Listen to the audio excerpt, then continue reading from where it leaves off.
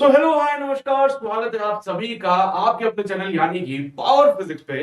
मेरा नाम आशीष कमलेश और आज जो हम बात करेंगे वो है velocity of the wave along a string.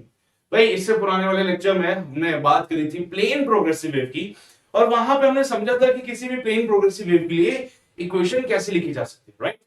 जानते हो ये वाली बात एग्जैक्टली exactly. तो आज कहानी को आगे लेके चलेंगे एंड आज हम बात करेंगे कि जब भी जो वेव आती है, क्योंकि देखो जब आप बात करते हो प्लेन प्रोग्रेसिव वेव की तो यहां पे पहली बात तो हम जो डिस्कस करें all about the mechanical waves. और बेटा मैकेनिकल वेव्स ऐसी वेव्स होती है जिनको मीडियम की जरूरत है प्रोपगेशन की, ठीक है? अब ऐसी वेव्स जिनको मीडियम की जरूरत है तो उसमें भी कंडीशन को स्पेसिफाई करते हुए बोलते हैं कि हम जो बात करेंगे वो होगी वेव अलोंग अ स्ट्रिंग। यानी कि सामने दीवार से एक रस्सी को बांध दिया जाए और एक रस्सी में इसे जर्क दिया जाए। क्या बोला? सामने दीवार से एक रस्सी को बांध दिया और रस्सी में एक जर्क दिया जाए तो बेटा उस रस्सी के अंदर वेव्स बनती है ना? तो that is called a wave along a string. और इस वेव अलोंग अ स्ट्रिंग की हम डिस्कशंस करेंगे। हम बात करेंगे कि भैया वेव अलोंग अ स्ट्रिंग जब हम बात करते हैं तो उसकी वेलोसिटी कितनी होती है। वैसे आपने ये बात बहुत अच्छे से जानी हुई है कि वेव की जब भी हम डिस्कशन करते हैं बेटा, है ना, तो जब भी मैं बोलता हूं वेव की तो आप वेव वेलोसिटी बखूबी जानते हो और बहुत अच्छे से इसको डिफाइन भी करते हो। आप बोलते हो it is nothing but omega by के, राइट? याद आ रही बेटा ऐसी बातें कुछ वेव वेलोसिटी के लिए, है ना? तो ये सब कुछ आप डिस्कस करते हो, आप ये सारी बातें बोलते हो कि sir it is given by omega by के और ये सब वेव वेलोसिटी, लेकिन ये जनरल फॉर्मूला है। ये क्या है? एक जनरल फॉर्मूला है। जनरल कोई भी प्लेन प्रोग्रेसिव वेव होगी उसके लिए हम इक्वेशन देंगे ओमेगा बाय के बोल के उसका काम खत्म कर देते हैं। लेकिन स्पेसिफाई करते हैं इस केस की। आपको दिख रहा है कि there is a wave which is moving along the string, तो इस केस में इसकी क्या वेलोसिटी होती है? तो बेटा जी मैं आपको बता दूं कि मैकेनिकल वेव की जो वेलोसिटी होती है वो डिपेंड करती है मीडियम की प्रॉपर्टीज पे। अब मीडियम की प्रॉपर्टीज जैसे उसकी इलास्टिसिटी, है ना, जैसे उसका बल्क मॉड्यूलस क्या है, फिर उसका यंग्स मॉड्यूलस वगैरह, उसके अलावा उनके और इनर्शियल प्रॉपर्टीज जैसे कि उसका मास पर यूनिट लेंथ वगैरह वगैरह, डेंसिटी वगैरह, इन फैक्टर्स पे डिपेंड करता है। तो सिमिलरली जब हम बात करते हैं यहाँ पे वेव वेलोसिटी की तो पहली चीज की वो मीडियम की प्रॉपर्टीज पे डिपेंड कर रही है। अब मेरे बच्चे मीडियम की प्रॉपर्टीज पे अगर ये डिपेंड कर रही है तो यहां पे आपको इस स्ट्रिंग के बारे में समझना पड़ेगा। Since we are talking about the wave along a string, तो हमें इस स्ट्रिंग के बारे में समझना पड़ेगा कि इस स्ट्रिंग की क्या क्या खासियत हो सकती है भाई, है ना? क्योंकि अल्टीमेटली जो वेव की वेलोसिटी है वो उस प्रॉपर्टी पे ही डिपेंड करेगी, स्ट्रिंग की प्रॉपर्टीज पे। अब भाई स्ट्रिंग की प्रॉपर्टी की बात करें तो इस रस्सी को देख देख के क्या ख्याल आता है? इस रस्सी के पास क्या क्या हो सकता है? सर इस रस्सी के पास टेंशन हो सकता है। हाँ सर, इस रस्सी के पास मास हो सकता है। बिल्कुल सही बात है। इस रस्सी के पास लेंथ भी हो सकता है। बिल्कुल सर। सर क्योंकि ये रस्सी है तो क्रॉस सेक्शनल एरिया को फिलहाल के लिए हम यहाँ पे थोड़ा सा साइड में रखते हैं। वैसे तो क्रॉस सेक्शनल एरिया भी हो सकता है भैया, रस्सी है। रस्सी को जब आप साइड से देखोगे, काट के देखोगे, तो रस्सी में आपको यहाँ पे बेटा जी ये क्रॉस सेक्शनल एरिया भी देखने को मिलता है। बट अभी फिलहाल के लिए इसको थोड़ा सा साइड में रखते हैं। तो ये सारी चीजें हमें किसी भी रस्सी में देखने को मिल सकती है, ठीक है? साथ ही साथ सर अगर यहाँ पे कोई सॉलिड होता है तो उसका यंग्स मॉड्यूलस वगैरह वगैरह सारी चीजें यहाँ पे डिफाइंड होती है। अब बात करते हैं कि एक रस्सी में जब आपने वेव प्रोड्यूस करी तो क्या हुआ सर, है ना? तो आपके पास आज हम वेलोसिटी बताने जा रहे हैं, v is equals to under root ऑफ t by mu। This is the formula for the velocity बेटा। This is formula for the velocity of wave along string. किसी भी स्ट्रिंग के अलोंग जो वेव जा रही है बेटा उसकी जो वेलोसिटी होती है, यानी कि अगर मैं बात करूं इस पल्स की, तो ये जो पल्स आपको दिख रही है एक सिंगल वेव, एक छोटू सी वेव, इस पल्स की जो वेलोसिटी होगी ना इस टाइम पे it is given by this formula under root of T by mu. बेटा टी बोले तो टेंशन, टी मतलब होता है बेटा टेंशन। और जब हम बात करते हैं म्यू की तो mu is actually mass per unit length. Mu क्या होता है बेटा? मास पर यूनिट लेंथ होता है, ठीक है? तो कैसे आया सर ये फॉर्मूला, कहां से आया, क्या तरीका है उसको फाइंड आउट करने का, आओ जरा इस पर चर्चा कर लेते हैं। वैसे अगर आप एनसीईआरटी में देखोगे तो उन्होंने हाथ खड़े कर दिए हैं इस चीज को लेके। उन्होंने बोला कि भैया इसका डेरिवेशन हमारे किसी काम का नहीं है, पर फिर भी आपको थोड़ा सा फील देने के, है ना? देखो स्कूल में कोई नहीं पूछेगा इसका डेरिवेशन क्योंकि एनसीईआरटी में नहीं है। एनसीईआरटी वालों ने पहले ही हाथ खड़े कर दिए हैं, बोल दिया है कि भैया it is out of the scope, यानी कि अभी आपको जरूरत नहीं है इसको पढ़ने की।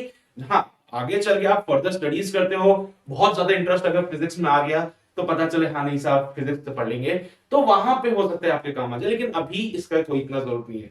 फिर भी जस्ट फॉर द फील मैं आपको एक डेरिवेशन दिखा देता हूँ बेटा कि डेरिवेशन होता कैसे है, ठीक है। तो जरा गौर फरमाइएगा सभी लोग, velocity of a wave along a string की बात करते हैं। तो जब भी इस रस्सी पे वेव चलती है तो एक रस्सी का एक छोटा सा एलिमेंट कंसीडर करें। क्या किया साहब, ये एक रस्सी थी जिसपे वेव जा रही थी, इस रस्सी का एक छोटा सा एलिमेंट डीएल लेंथ का हमने कंसीडर किया। तो भाई एक छोटा सा एलिमेंट डीएल लेंथ का हमने कंसीडर किया जिसमें कि वेव मूव कर रही with the speed of v। तो this is the element of the string बेटा। यहां पे मैं इस डायग्राम के ऊपर ही ओवरराइट करता हूं। सो आपको ये एलिमेंट दिख रहा है जिसका लेंथ dl है एंड इसमें ये वेव मूव कर रही है विद दिस वेलोसिटी v।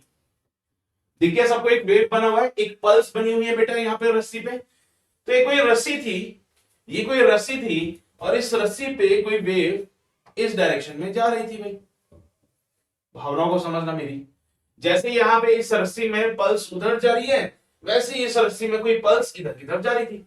जब ये पल्स जा रही थी तो let us consider the small element.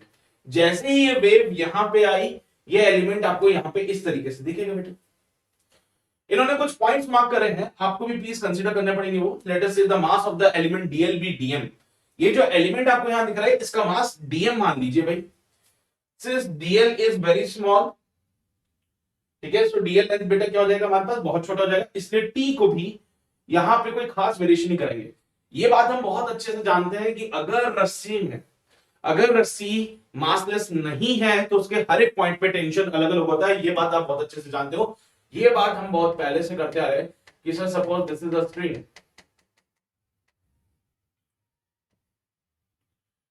If the string is having a mass of m and a length of l, तो हर एक पॉइंट पे इसका टेंशन अलग होगा बेटा। हर एक पॉइंट पे टेंशन की जो वैल्यू है वो चेंज होती रहेगी।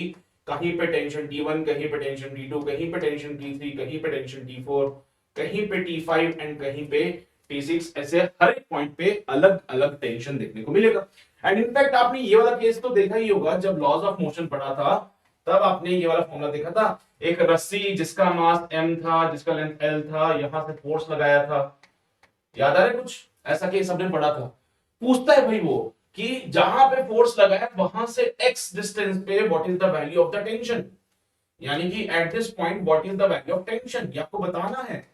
तो भाई साहब इसके लिए एक फॉर्मूला, अगर आपने मेरे पुराने लेक्चर देखे हो तो आपको पता चलेगा कि इसके लिए मैंने एक फॉर्मूला बताया था आप लोगों को, और डायरेक्टली आप लिख सकते हो that tension is given bye nothing but F into 1 minus x by L,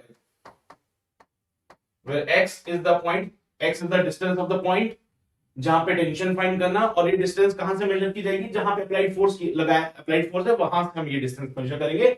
L be the length of the rope। ये एक ऐसी रस्सी जिसका मास है। अगर हम बोलते हैं if the string is massless, अगर ये बात मैं बोल दूं कि रस्सी मासलेस है तो कहीं पे भी बात करो टेंशन सेम रहेगा। लेकिन अगर रस्सी का मास m है तो हर एक पॉइंट पे टेंशन की वैल्यू अलग अलग होती है, ये बात आपको पता होनी चाहिए बेटा। अब अगर ये बात जानते हो तो यहां पे आओ, इसलिए इन्होंने बोला है कि भैया dl बहुत छोटा है, dl जो है बहुत छोटा है। और बेटा जब ये dl लेंथ बहुत छोटी है ना, तो ऐसा भेदभाव मत करना कि सर एक जगह पे टेंशन कुछ और दूसरी जगह टेंशन कुछ और, क्योंकि लेंथ बहुत छोटी है तो हम ये कंसीडर कर लेते हैं कि टेंशन अप्रोक्सीमेटली सेम ही रहेगा। ये कुछ ऐसी बात है बेटा, जरा आप यहां गौर फरमाइएगा। ये रस्सी है मान लीजिए हमारे पास, अगर मैं यहां से लेके यहां के बीच में देखता तो मुझे दिखता है कि साहब यहां पे टेंशन T1 हो सकता है, यहां पे टेंशन T2 हो सकता है। लेकिन अगर इसी एलिमेंट को मैं बहुत छोटा सा कर दूं तो इस पॉइंट पे टेंशन और इस पॉइंट पे टेंशन कोई खास वेरिएशन नहीं होगा। When it is the big length बेटा, जब यहां पे लेंथ L होता है तो टेंशन में वेरिएशन दिखता है। But when it is a small length, तो टेंशन में कोई वेरिएशन नहीं आता बेटा। वो एलिमेंट इतना छोटा है कि हमें एक पॉइंट की तरह दिखता है वो। मेरी बात समझो, एलिमेंट इतना छोटा हो जाता है कि हमें वो एक पॉइंट की तरह दिखता है। और जब ये एलिमेंट इतना छोटा हो जाता है कि एक पॉइंट की तरह दिखता है तो यहाँ पे टेंशन सेम ही कंसीडर कर लेना। हाँ वो अलग बात है, अब आप इसको क्या कर रहे हो, ये जो है बेटा आप इसका यहाँ पे जूम वर्जन पढ़ा, ये जो वहां पे मैंने छोटा सा एलिमेंट बनाया है, this is the zoom of this small element. ये छोटे से एलिमेंट को जूम करके देखा, जूम करके देखा तो भैया पता चला this is the length of the element. ये यहाँ पे पल्स थी जो कि वेव थी जो कि मूव करी थी वी वेलोसिटी से।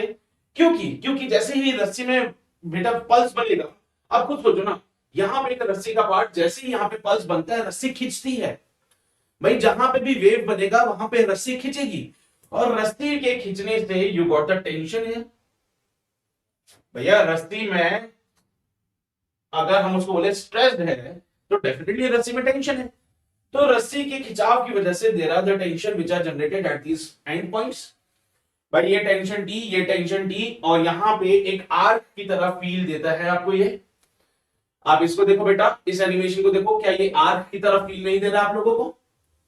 क्या एक ऐसा आर्क जैसे नहीं बनता क्या बेटा यहाँ पे? तो ये आर्क वाली फील नहीं आती क्या आपको इसमें? तो ये भी एक आर्क बना बेटा। लेट अस से this is the centre point और यहाँ पे दिस इज द बाइसेक्टर। तो भैया बाइसेक्टर का काम क्या होता है कि ये जो भी एंगल बनता है उसको बराबर बराबर हिस्सों में बांट दीजिए। तो यहाँ पे सेंटर पे मान लीजिए कुछ एंगल बन रहा था जिसका बाइसेक्टर ने दो बराबर बराबर के टुकड़े कर दिए। इस एंड पॉइंट को सेंटर से जोड़िए, इस एंड पॉइंट को सेंटर सी से जोड़ेंगे, so we call this radius. इसको क्या बोलोगे? रेडियस बोलोगे। अब बेसिकली हमें करना क्या है कि साहब ये थीटा है तो ये भी थीटा, ये थीटा तो ये भी थीटा, और ये थीटा तो यहां पे this angle will be theta, also similarly this angle is also theta. तो मेरे बच्चे यहां पे अगर आप देखोगे तो ये टी, ये टी, इसका एक कंपोनेंट नीचे, एक कंपोनेंट नीचे, इधर कंपोनेंट जो कि एक दूसरे को कैंसिल करेंगे। काम जो आएगा वो है बेटा ये वर्टिकल में लगने वाले कंपोनेंट। अब वो क्या काम आएंगे अब जरा बताते हैं आप लोगों को। यहां पे देख बेटा, स्मॉल एलिमेंट के लिए आर्क जो होता है वो रेडियस इंटू एंगल होता है, यानी कि डीएल को r टाइम्स ऑफ 2 थीटा लिखा जा सकता है। अब सोच के देख कि यहां पे जब हम स्मॉल एलिमेंट की बात करें तो कौन सा कंपोनेंट नीचे आ रहा था? साहब आपने बोला ये थीटा तो ये भी थीटा, ये थीटा तो ये भी थीटा, है ना? तो यहां पे तो टी कॉस थीटा साहब इधर आ रहा था और एक टी कॉस थीटा साहब इधर। अब मेरे बच्चे सीधी सी बात है, टी कॉस थीटा को तो हटा देता है साइड में, कोई दिक्कत नहीं आती। नीचे की तरफ टी का एक कंपोनेंट आता है टी साइन थीटा, यहां पे भी कंपोनेंट आता है which is given bye T sin theta. अगर आप इसको देखोगे तो सर्कुलर आर्क दिख रहा है, और सर्कुलर आर्क का अगर ये एलिमेंट, ये पार्टिकल अगर मैं कंसीडर करूं तो क्या, सर्कुलर आर्क पे अगर ये पार्टिकल आपने कंसीडर किया तो ये पार्टिकल की वेलोसिटी v है। अरे वेव आगे जा रहा है तो यहां पे आपने एक छोटा सा पार्ट कंसीडर किया बेटा जिसकी वेलोसिटी आगे की तरफ, फोर्स लग रहा है उस पे नीचे की तरफ which is T sine theta plus T sine theta, जो कि 2t साइन थीटा था जो यहां भी बन गया था बेटा। और ये फोर्स जो है बिहेव करता है सेंट्रीपिटल फोर्स। ये क्या करेगा बेटा? बिहेव करेगा सेंट्रीपिटल फोर्स की तरह। ये क्या करता है बेटा? बिहेव करता है सेंट्रीपिटल फोर्स, क्योंकि इन दोनों का रिजल्टेंट नीचे की तरफ आता है towards the centre which is given by like 2t sin theta. इन दोनों का रिजल्टेंट इधर आ रहा है 2t sin थीटा, तो इसको हमने कंसीडर किया सेंट्रीपिटल फोर्स की तरह। अब सीधी सी बात कि यहां पे वेव आगे बढ़ जा रही है साहब, और ये 2t sin थीटा हमारे सेंट्रीपिटल फोर्स की तरह काम कर रहा है। और क्योंकि लेंथ बहुत छोटा है, since dl is very small, since dl is very small, और dl जब बहुत ही ज्यादा छोटा है बेटा, therefore d theta is also, sorry, theta is also small।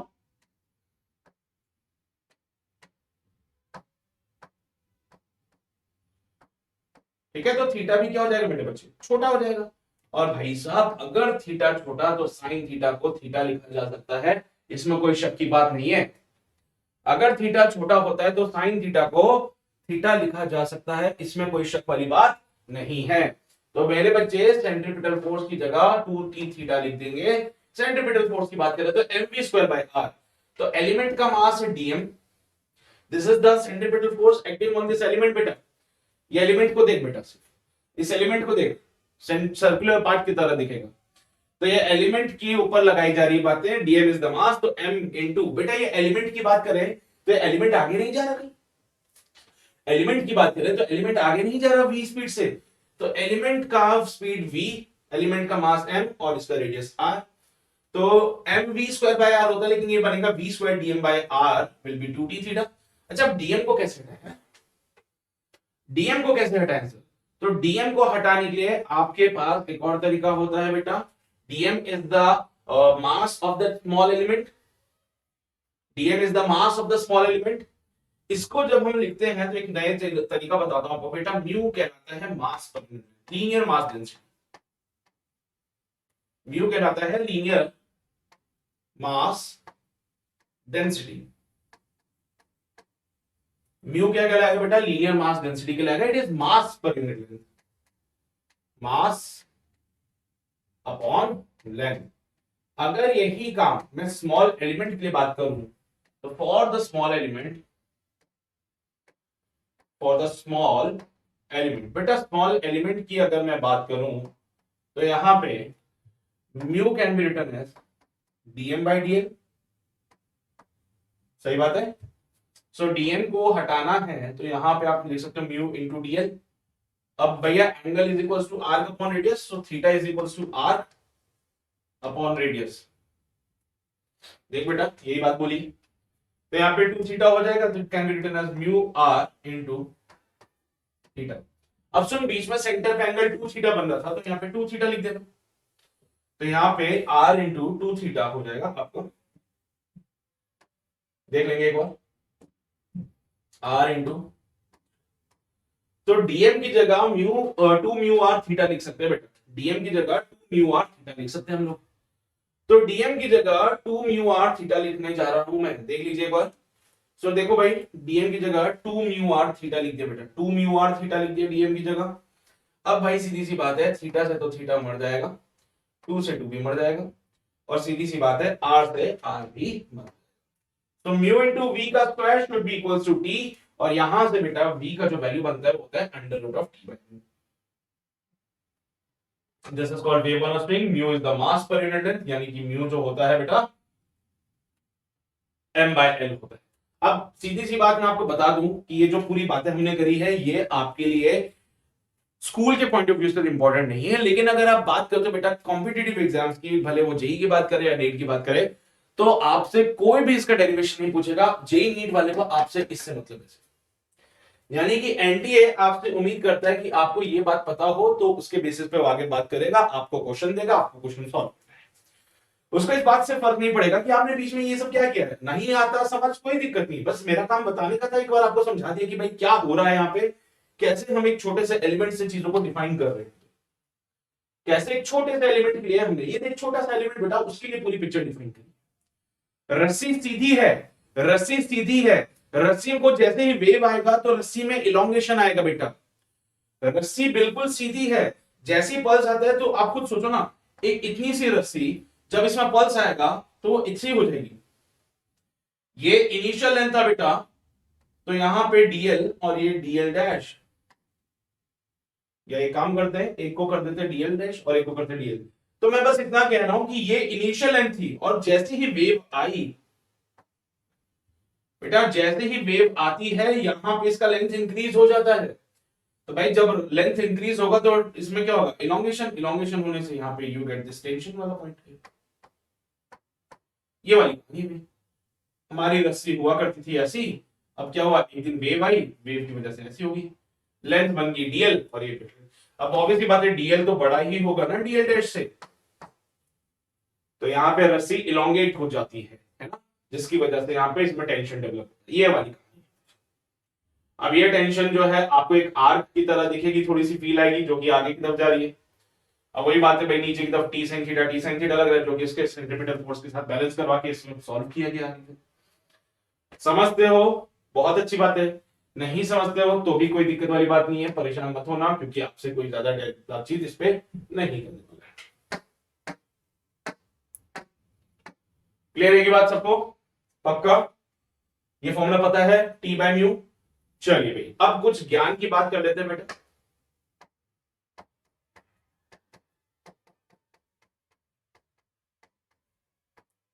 हाँ जी, सो ज्ञान की बात यह है कि अगर मान लीजिए जो रस्सी आपके पास है, जो भी रस्सी आपके पास है, अगर उस रस्सी का क्रॉस सेक्शनल एरिया ए है और इसकी डेंसिटी अगर रो है, तो बेटा म्यू को रो इंटू ए लिखा जा सकता है, क्योंकि म्यू होता है बेटा मास अपॉन लेंथ, अब आप समझदार हो,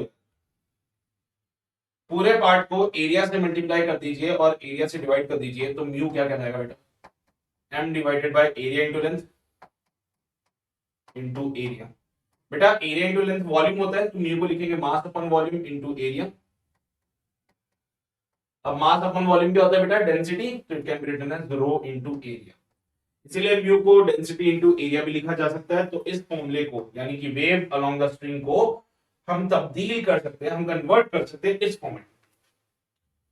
तो जस्ट ज्ञान की बात है, कल को ऐसा ना हो कि कहीं सवाल में डेंसिटी दे रखी और आप घबरा के इस क्वेश्चन को सॉल्व भी ना करें। ऐसा मत करना, सिंपल सी अप्रोच है, ज्यादा दिमाग लगाना नहीं इसमें। समझते हो बेटा बात को? सवाल सोल्व कर सकते हैं हम लोग इस पे। आओ जी सवाल करते हैं। पहला सवाल कहता है दो रस्सियां हैं ए और B, they are made of the same material and they are stretched by the same tension. The radius of the string A is double the radius of the B, and the transverse wave travels on A with the speed of VA and on B with the speed of VB. Then what is the ratio of VA and VB बेटा? VA और VB का ratio क्या होगा ये आपको बताना है।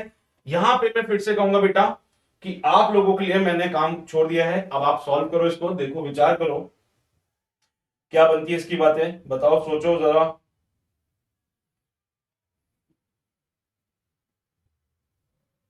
सोचा? मैंने तो सोच लिया भाई, मैंने सोच लिया है। अब सुनो सुनो सुनो सुनो सुनो, इधर आओ। वी ए और बीबी का रेशियो चाहिए ना, तो आपको तो पता है व्हाट इज द,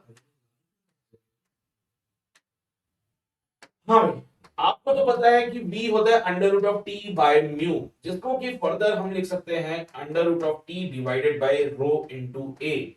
बेटा यहां पे आपने दोनों रस्सियों को सेम मटेरियल का बनाया है, and if they are made of the same material, जिसका तात्पर्य साफ है कि the density of A will be equal to the density of B. दोनों को सेम फोर्स सेम टेंशन, ओहो क्या बात है, इतनी छूट कौन दे देते हैं, इतनी आजादी कि टेंशन भी सेम है। तो बेटा दोनों का टेंशन भी सेम है। और अब रही बात यहां पे, तो कौन बचा फिर? सर बचा है एरिया। एरिया को लिख सकते हैं pi into radius,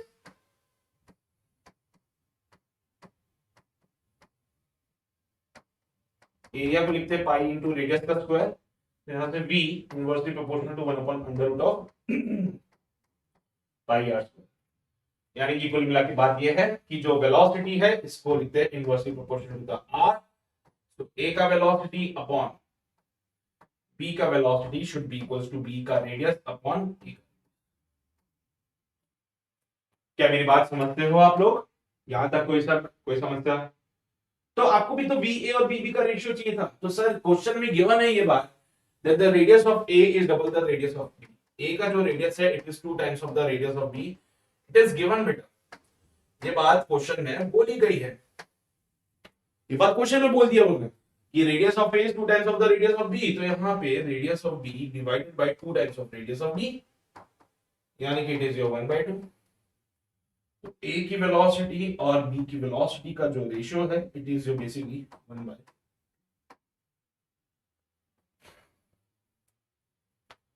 that's it, B option सही जवाब। क्लियर सभी को? सिंपल था ना क्वेश्चन। आगे बढ़ सकते हैं अगले सवाल की ओर। अगला सवाल थोड़ा सा दिमाग लगाने वाला है। Figure shows a string of linear mass density 1 ग्राम पर centimetre on which a wave pulse is travelling. तो यहां पे आपको एक रस्सी दिख रही है जिसका लीनियर मास डेंसिटी दे दिया इस बार उन्होंने, और इस रस्सी पे एक वेव पल्स चल रही है। Find the time taken by the pulse in travelling through a distance of 50 centimetre on the string. तो भैया 50 सेंटीमीटर चलने के लिए कितना समय लगेगा उस पल्स को, ये आपको बताना है। बेटा दिस इज पल्स, बेटा दिस इज पल्स। ये जो एक छोटी सी ट्रेन जाती है इसको पल्स कहते हैं, वेव ट्रेन। वेव ट्रेन नहीं बोलेंगे, वेव ट्रेन तो यानी कि कंटिन्यूअसली वेव्स जा रही है, बहुत सारी वेव्स ऐसे कंटिन्यूअसली चलती है, वो होती है। ये पल्स है, एक छोटी सी वेव, ठीक है। It's a small disturbance, pulse is a small disturbance. तो क्या सोचा तुम लोगों ने, क्या सोचा? मैंने जो सोचा है मैं वो सॉल्व कर रहा हूं, बाकी तुम लोग अपना अपना दिमाग लगाओ सभी लोग जल्दी से। हमने कहा कि साहब linear mass density is actually 1 ग्राम पर सेंटीमीटर। लीनियर डेंसिटी कितना होता है बेटा? 1 ग्राम पर सेंटीमीटर होता है। बहुत ही बढ़िया, 1 ग्राम पर सेंटीमीटर लीनियर मास डेंसिटी हो। सर इसको एसआई में कन्वर्ट कर ले क्या, क्योंकि सब जगह मैं देख रहा हूँ मीटर पर सेकंड स्क्वायर और ये सब चीजों में बातें चल रही है।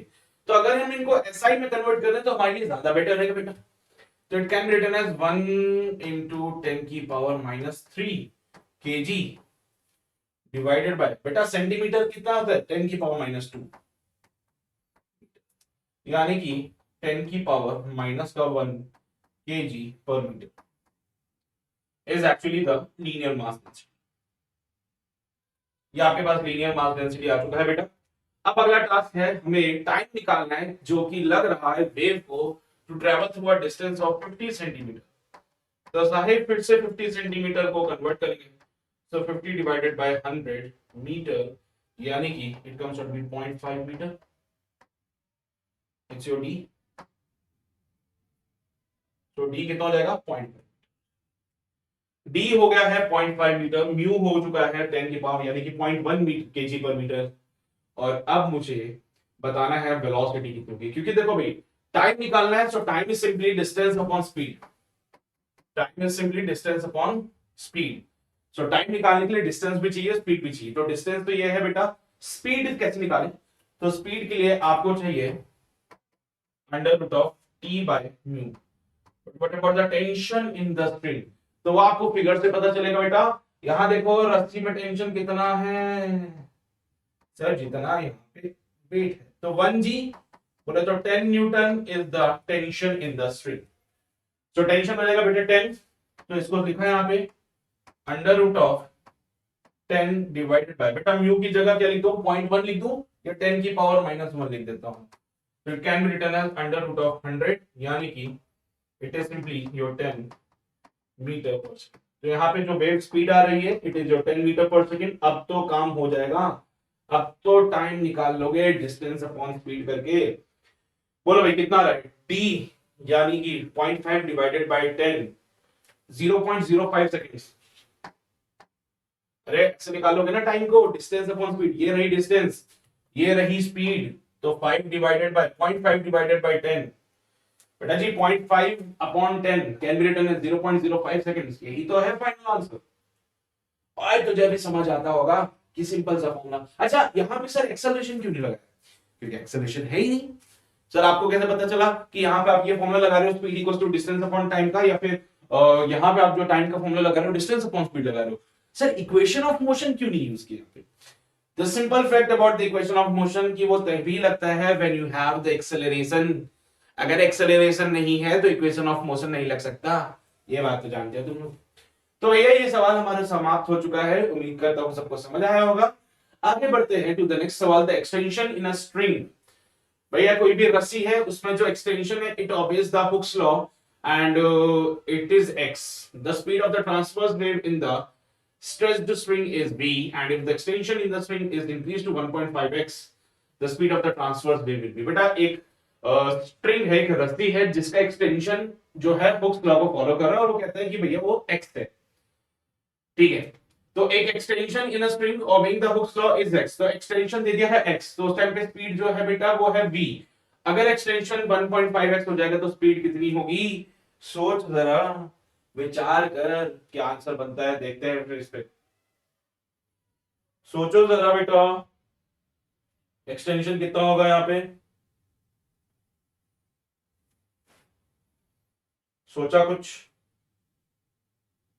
कुछ कुछ सोचा, कुछ कुछ सोचा?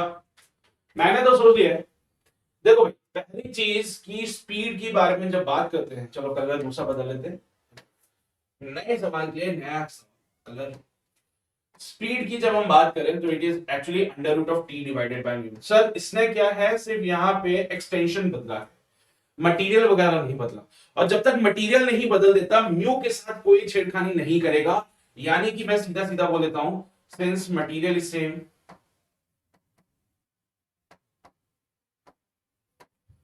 since the material is same, therefore mu remains constant। Mu constant होते ही जो स्पीड आती है it should be proportional to √T। T बोले तो टेंशन, T बोले तो टेंशन। तो भैया ये वाली कहानी हो गई। अब साथ ही साथ स्पीड को एक्सटेंशन के साथ कैसे रिलेट किया जाए, क्योंकि उसने बोला जब एक्सटेंशन x था तो स्पीड थी v, जब एक्सटेंशन हो जाएगा 1.5x तो स्पीड क्या होगी, यानी कि स्पीड को एक्सटेंशन के साथ रिलेट करना पड़ेगा। स्पीड को एक्सटेंशन से कैसे रिलेट किया जा सकता है, तो उसके लिए इन्होंने एक हिंट दिया बेटा, that it obeys the Hooke's law.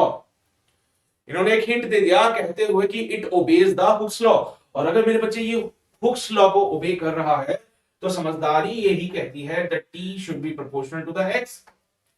यही तो है हुक्स लॉ। अच्छा तुम डायरेक्शन, ओ समझ गया समझ गया समझ गया। तुम्हारे कहने का तात्पर्य यह है कि sir according to the Hooke's law,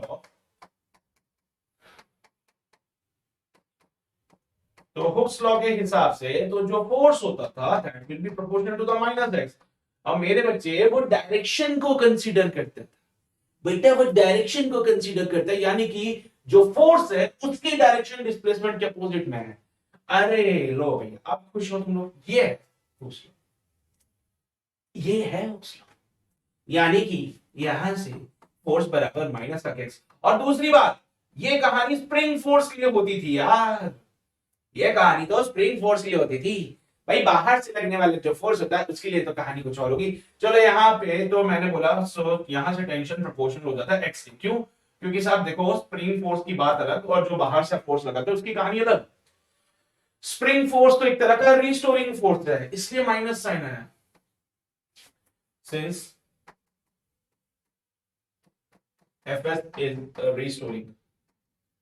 तो भैया रिस्टोरिंग फोर्स जो होते हैं उनका तो काम ही यही है कि नहीं, जो भी रिस्टोरिंग फोर्स होते हैं उनका तो काम ही यही है, क्या कि सर वो यहाँ पे माइनस के यानी कि पोजीशन के अपोजिट में रहता है। तो टेंशन की बात है, बाहर की बात है, यानी कि बाहर से जो फोर्स लग रहा है, यानी कि स्प्रिंग को पकड़ के कोई अगर खींच रहा है, तो एक होता है बेटा एक्सटर्नल फोर्स और एक लगता है स्प्रिंग फोर्स, बहुत ज्यादा डिफरेंट थी।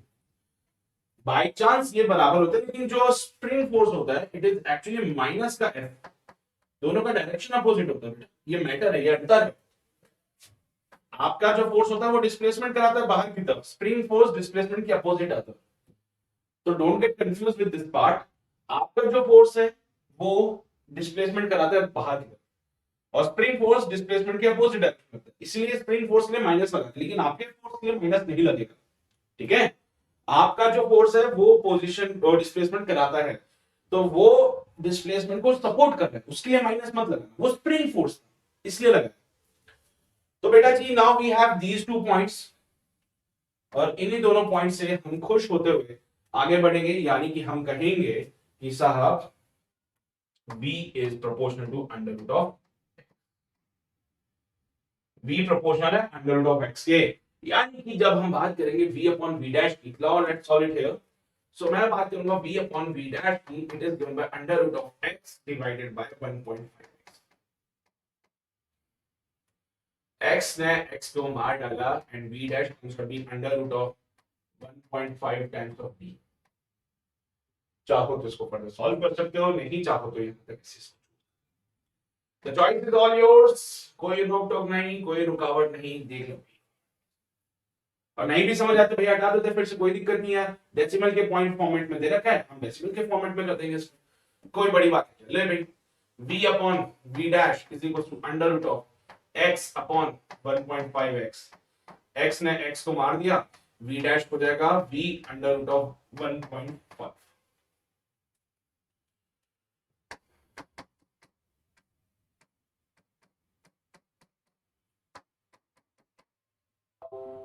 फाइव इंटू थ्री 15, हाँ सर, तो 3 by v into 1.7 divide by 1.4, point हटाया, इसको आपस में डिवाइड कर लेते हैं भैया, ये 17 होते हैं, ये 14 होते हैं, डॉट लगाना पड़ेगा जीरो के साथ, वैसे डॉट ना भी लगाओ तो चल जाएगा।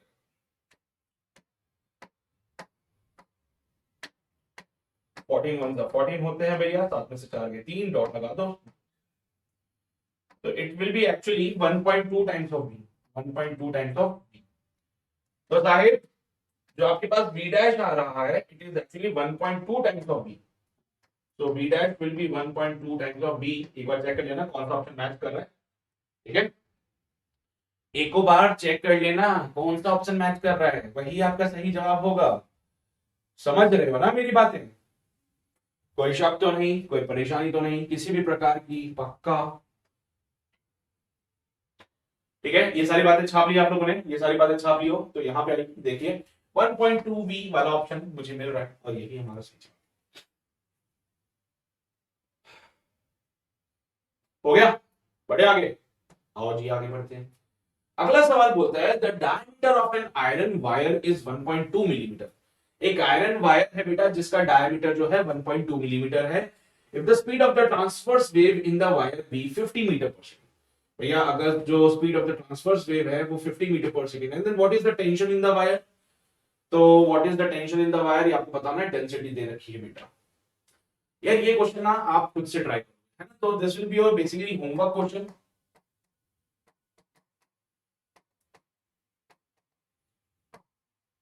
तो ये आपका होमवर्क क्वेश्चन हो जाएगा बेटा और आंसर मुझे कमेंट सेक्शन में देना।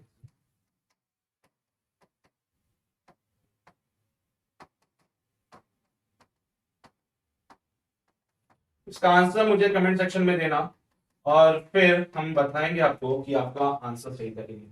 ठीक है, तो इसका आंसर मुझे कमेंट सेक्शन में चाहिए, मैं आप लोगों के नाम वहां पे देख लूंगा, आप लोगों को रिस्पॉन्स कमेंट सेक्शन में ही कर दूंगा।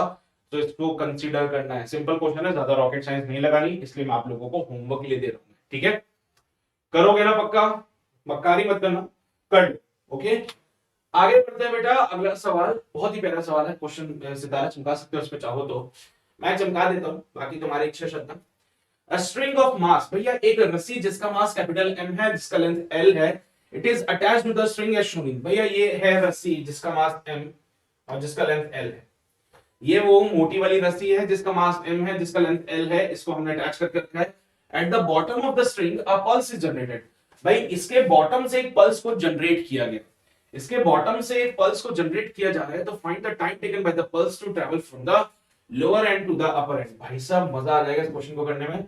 क्या बोला है बेटा, ध्यान से सुना, कि यहां पे पल्स को डेवलप किया गया, जैसे यहां पे पल्स डेवलप करी गई तो पूछ रहा है कि भैया इस पल्स को यहां से लेके ए से लेके बी तक पहुंचने में कितना समय लगेगा। Basically this total length is capital L, ये टोटल लेंथ कैपिटल एल हो जाएगी बेटा और इसका जो मास हो जाएगा वो कैपिटल एम। तो बेसिकली यहां पे पल्स डेवलप की गई है और ये पल्स अब ट्रेवल कर रही है आगे विद सम स्पीड जो भी होगी, है ना, मुझे नहीं पता स्पीड वगैरह की क्या है। ठीक है, now you have to tell me कि भैया इस पल्स को कितना समय लगेगा ए से बी तक पहुंचने में, तो ये आप बताएंगे। करोगे ट्राई? सर सर यहां पे म्यू जो होता है वो होता है मास अपॉन लेंथ, तो ये तो पता चली कि हमें क्या म्यू जो होता है मास अपॉन लेंथ होता है, इसके बारे में तो पता चल चुका है, capital M divided by L. रही बात पल्स की स्पीड की, तो पल्स की जो स्पीड होती है it is under root of T divided by mu, है ना, बहुत शानदार। लेकिन क्या है ना, अगर आप लोग सोचो कि सर टाइम ही तो निकालना था, तो टाइम निकालने के लिए हमने कर दिया डिस्टेंस अपॉन स्पीड, है ना, और टाइम निकालने के लिए डिस्टेंस अपॉन स्पीड करते ही b डिवाइडेड बाय l कर देंगे, यानी कि 1 by l under root of T by mu करके खुश हो जाओ। चाहो तो साहब इसको under root of m by l भी कर सकते हो, ऐसा करके इसको सॉल्व करोगे तो आंसर नहीं है।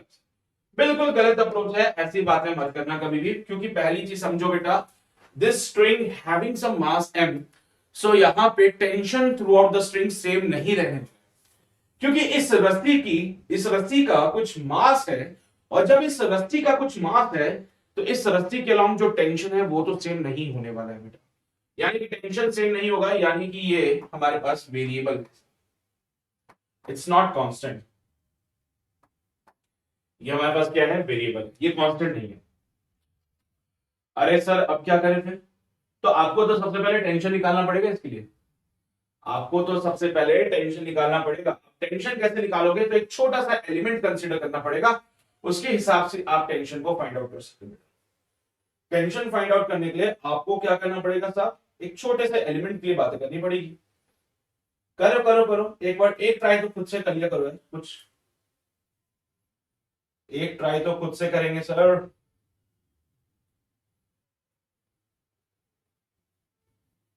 हो गया बेटा ट्राई। मैं बता दूं कैसे करना है इसको सॉल्व। लेट अस से एक्स लेंथ के लिए इसको कंसीडर कर लेते हैं, ठीक है। क्या करेंगे बेटा, इसको एक्स लेंथ के लिए हम कंसीडर करेंगे। तो ये सारी बातें तो मैं मिटा देता हूं, ये सारी बातें मिटा दूं। मैंने मान लिया कि यार जो है पल्स ने जो डिस्टेंस ट्रेवल किया है वो है एक्स, और इस एक्स लेंथ पे अभी जब वहां पे है तो हम कैलकुलेट करते हैं। ओवरऑल लेंथ जो है इसकी कैपिटल एल है, ये बात मैं सहमत हूं इस बात से। Capital mass M is the total mass, इस बात से तो सहमत है। लेकिन जैसे ही पल्स यहां पे पहुंचती है, what about the tension at this point. तो साहब ये एक एलिमेंट हमने कंसीडर कर लिया है जिसका लेंथ एक्स है, यानी कि एक्स डिस्टेंस से हमने यहां पे एक छोटा सा एलिमेंट कंसीडर किया। एक्स लेंथ पे हमने एक छोटा सा एलिमेंट कंसीडर किया डीएक्स लेंथ का, ठीक है। इस डीएक्स लेंथ का जो मास होगा बेटा वो हमने डीएम ले लिया, ठीक है। तो पहली चीज होती है जो कि है स्पीड फाइंड करना, and the speed is basically under root of T by mu. तो साहब यहां पे टेंशन कितना डेवलप होने वाला है। तो यहां पे अगर रही बात बेटा टेंशन की, तो मैं तो कहूंगा कि यहां पे जो टेंशन आएगा it is basically given by T, ठीक है। It is given bye T जो कि बराबर होगा mg के। The mass of this portion, इस पोर्शन का मास बेटा। सो टी की जगह होगा mg जो कि बेसिकली इस पोर्शन का मास है। अब देखो भाई ऐसे कॉम्प्लिकेटेड सिचुएशन जब आपके पास आता है तो कभी घबराना मत, इनको इसी तरीके से सॉल्व करने की कोशिश करना। m कितना होगा सर, m हमारे पास अननोन है, हम नहीं जानते m कितना है। तो for that we should use the unitary method. बेटा उसके लिए हम लोग क्या करेंगे, बोलते हैं साहब एल लेंथ का जो है मास कैपिटल m होता है, यूनिट लेंथ का मास बेटा कैपिटल m बाय l हो जाता है। तो भैया x लेंथ का मास होगा capital m by l dot x is small m, और म्यू की जो वैल्यू हो जाएगी बेटा वो कितनी हो जाएगी m बाय l या फिर स्मॉल m बाय x, ठीक है। तो जब यहाँ पे टेंशन की जगह इन सब चीजों को पुट करने गए, it is basically under root of mg divided by, बेटा म्यू की जगह m बाय l कर सकते हैं, म्यू की जगह m बाय x कर दें, m बाय x, m से m बढ़ जाएगा, और v का जो वैल्यू है it is simply under root of xg। ये क्यों फाइंड किया, ये बताने के लिए कि साहब पहली चीज तो आप वैसे भी कर सॉल्व कर सकते हो, अगर आपके पास म्यू है तो म्यू के टर्म्स में भी सॉल्व कर सकते हो, मतलब दोनों अप्रोचेज हमारी सक्सेसफुल है, कोई दिक्कत वाली बात नहीं। सेकंड चीज आप देख रहे होंगे कि जो पल्स हम बना रहे हैं, जो भी पल्स यहाँ पे डेवलप की गई है, उस पल्स की अगर मैं बात करूं तो उसकी जो वेलोसिटी v है वो पोजीशन के ऊपर डिपेंडेंट है, यानी वो अलग अलग पोजीशंस पे अलग अलग वैल्यूज दे रही है हमें। अच्छा, ये अलग अलग पोजीशंस पे अलग अलग वैल्यू देती है सर, तो फिर क्या करें यार इसके लिए, इसको कैसे सॉल्व करें। तो बेटा जी टाइम होता है डिस्टेंस अपॉन स्पीड, तो छोटे से डिस्टेंस dx के लिए बात कर लें क्या, छोटे से डिस्टेंस dx के लिए बात कर लें। तो यहाँ पे स्पीड को dx by dt लिखा जा सकता है। सोच के देख बेटा, क्या हम यहाँ पे छोटे से डिस्टेंस के लिए बात कर रहे हैं इस चीज को, तो इंटीग्रेट वगैरह करके कुछ बात बन जाए शायद अपनी। हाँ, तो for the small element, for small element मैं क्या कहता हूं कि यहां पे v को शायद dx by dt लिखा जा सकता है। हमने बोला कि भाई पल्स को ये छोटा सा एलिमेंट कवर करने में जो टाइम लगेगा लेट अस से dt, ये छोटा सा एलिमेंट कवर करने में जो उसको टाइम लगेगा let us say that will B dt।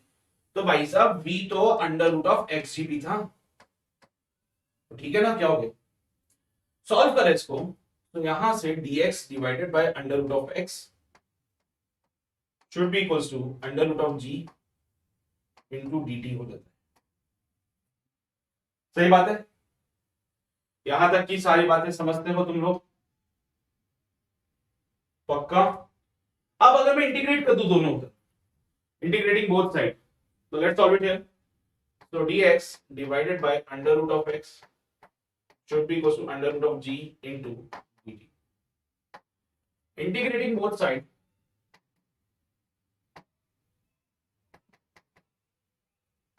दोनों तरफ इंटीग्रेट कर दिया बेटा, और अब इंटीग्रेट कर रहा तो यहां पे कहानी बनेगी इंटीग्रेशन ऑफ x की पावर माइनस का 1/2 dx equals to integration of under root of g dt। अब मैं चाहूं तो अंडर रूट ऑफ जी को तो बाहर ही निकाल दो, that is under root of g integration of dt।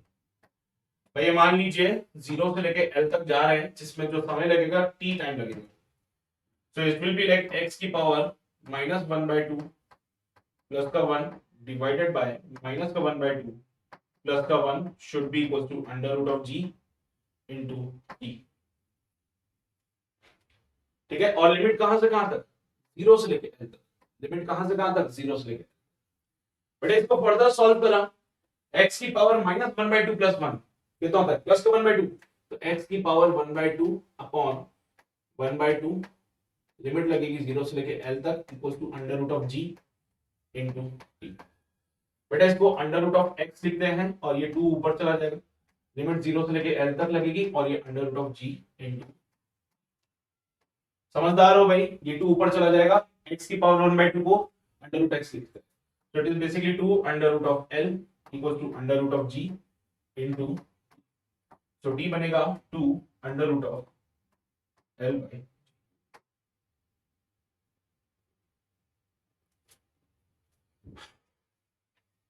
2 under root l by g। देख लो बेटा, सही बात कर रहे कि गलत बात है? सही है ना बेटा? पक्का? चलो बहुत बढ़िया। तो ये सारी बातें छाप ली आप लोगों ने, यहां तक सारी बातें हो चुकी है, सब कुछ कंप्लीट हो चुका है। कोई शक, कोई समस्या, कोई परेशानी तो नहीं है बेटा? बढ़िया चल रहा है सब कुछ? चलो ये सारी बातें छाप ली, ये सारी बातें छाप ली। 2 under root l by g, this is the answer for this question.